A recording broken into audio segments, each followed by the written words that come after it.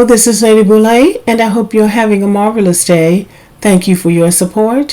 Thank you for subscribing to the channel. Thank you for your thumbs up, for your comments, and thank you for sharing the videos. Thank you for all you do to support the channel. Well, today it is a very serious subject, and it is the subject of mortality in the Black American community among our young people. This is a headline that I found so disturbing. You see what the headline says. There are words that they say you're not supposed to use on YouTube. I'm not up to date on all of these words, but apparently you're not supposed to use this S word.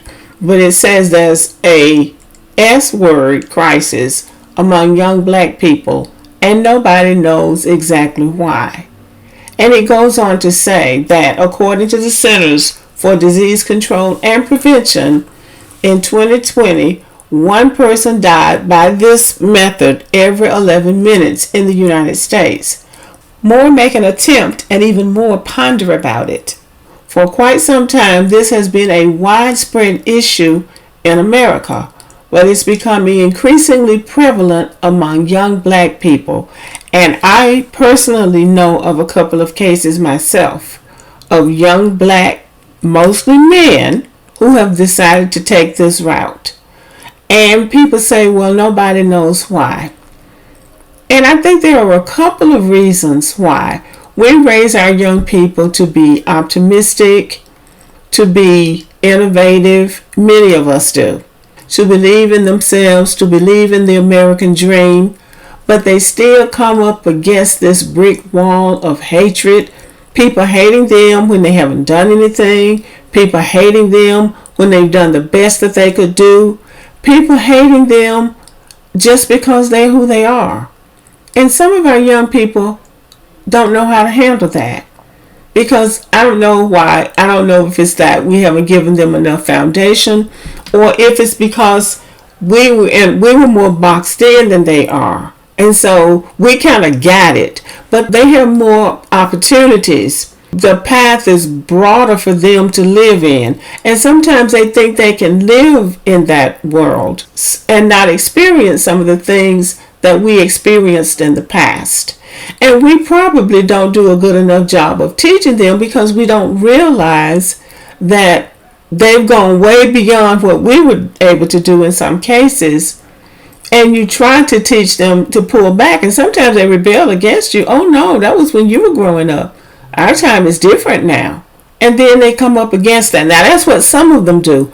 But some of them are very sensitive. They just want to live and let live. A lot of these kids are brought up in Christian homes, in Christian churches, where they've been taught this Christian doctrine of believing in themselves, believing in God, treat people the way they want to be treated, and that they're going to get that same treatment back.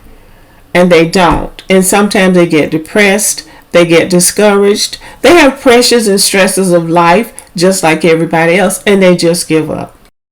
But I think that going forward, I think the answer for Black people is that Black people are going to have to give some hard and cold facts to our children, because I don't think they know the history of America, because they certainly don't teach it in school. And if you're not teaching it at home and in the church, they're not going to get it. But we're at a crossroads in Black America, and it's time for the rubber to meet the road. It's time for us to deal with some cold, hard facts. We have to teach these young people about the society that they came from and the society that they're living in now. The short version of this is that America was built on the backs of Black people for white people. Now that's the short of it. But now the society is changing, and Black people are being integrated into the society at levels that they've never been integrated before, and it causes friction and antagonism at every level. So as you go about your daily walk, you can just be going to the post office or going to the grocery store. It causes a problem for many people. And Black people need to understand that so you can prepare for how to deal with it. Because otherwise you're just going to be in a highly stressful situation all the time. Now, to illustrate my point, I just read an article about why the NFL doesn't want to hire a Black head football coach. He can be a winning coach. He could have participated in several winning teams. He could be the best offensive coach, the best defensive coach. He could be the best of everything in the NFL, but they do not want a black man to be the face of that team. Now that's racism. They don't care that probably 70% of the NFL players are black, and I mean the ones who are actually playing, not just sitting on the bench warming the bench. About 70% of them are black. They can just look at those players as workers, slaves. They can just look at them like that and dismiss them. But when it comes to the head, the face of that team, they do not want that to be a black man. This racist mentality does psychological damage to black people, male and female, but we don't talk about it. But this is damaging to a race of people. You can come out here and do all the work, but you can't be the title of it. You can't be the head of it. You can't represent the team because I don't like your blackness. That is psychological damage done to black people. Now, this is the brick wall that we come up against. And if we're not prepared for it, it's going to do damage to us on the inside when we start questioning and doubting ourselves. And then turning on ourselves and hating ourselves. And there are other examples of it.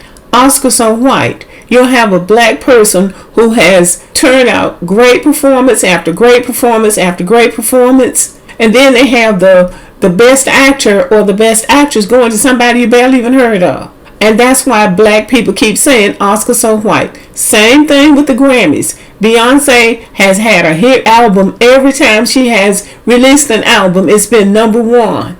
She's known all over the world. She has all kinds of hit records. But when it comes down to giving the album of the year, that's supposed to be the best award of the year. They give it to some off-the-wall white person that we never heard of before. So this is the conundrum that black Americans are in. We know that our gifts pretty much outshine everybody else's. In America, there's almost nothing that anybody is doing better than black Americans. Now you know that internally, and you see the results of your own work. Yet you come up against this brick wall that says you're supposed to be at the bottom. Now we may not articulate this. We may not say this in words, but this is really what's going on with a lot of us. And then the second leg of this problem is that instead of us confronting the real problem, we turn on each other. And that's another part of what's going wrong in black America. We are turning on each other. We don't want to confront the real enemy, so we turn each other into the enemy. And when we turn on each other, it's just a sign of weakness. And that is what these young people are seeing when they grow up. These young people are growing up seeing black people disrespecting each other, black men and black women disrespecting each other, to the point that they are growing up not knowing how to treat the opposite sex, but blaming the opposite sex on all of their problems. Our inability as adults to look at the system that we're living in and to look at the damage that it has done to us is as much a part of what is wrong in black America as anything else. We refuse to look at the system and look at the damage that it has done to us and say, this is what we need to do to correct this. There was a time when your life ending by this method was unheard of in the black community, no matter how bad things got. But we clung to each other. We were closer to each other in those cases. Now, black people have never been perfect. That's not what I'm trying to say. But there was a time when we were more united, when we had a common understanding of who the enemy was. But there's something that has happened to fracture us as a group that we think that this is the only answer. There's one thing that I think black Americans should really consider for their children, and I think it will make all the difference in the world, and that is how their children are being educated outside the home. Your children are happy and well balanced, and they are accepting of themselves and everybody around them until they go to school. Now that's just a fact. When they go to school, they start being compared to other children. And if they don't have the right teacher, they're going to start second guessing themselves and who they are. They're compared to other children all day, every day. And every child is exceptional in their own way. But the way the educational system is set up is that you got to corral everybody, and everybody got to fit into some kind of square that somebody else created. And if they don't fit in just right, then very often they'll get pushed aside, and eventually we'll say they have been left behind. The problem is not that there's anything wrong with us. The problem is that we've been indoctrinated and we don't know how to unwind the indoctrination. Because the fact is, for hundreds of years, through slavery, through Jim Crow, through all of that we have been through, we did not lose it in that we decided, well, I just don't want to be here anymore. We didn't give up like that because we still had more of a sense of self. And that is what we have to get back to, the sense of self, of saying, I'm okay. And I'm not your enemy and you're not my enemy. But there is an enemy that's working against us.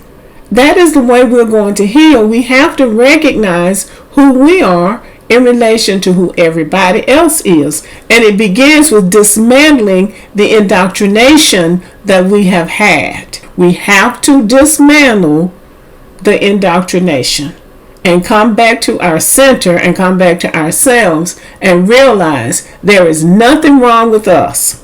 Our minds have been tampered with. But once we undo that, we will see ourselves as the beautiful creatures that we are supposed to be and that we were put here to be. Okay, y'all, let me know what you think about the video. Thank you for listening. Subscribe to the channel, give me a thumbs up, leave a comment, share the video, and as always, have a great day.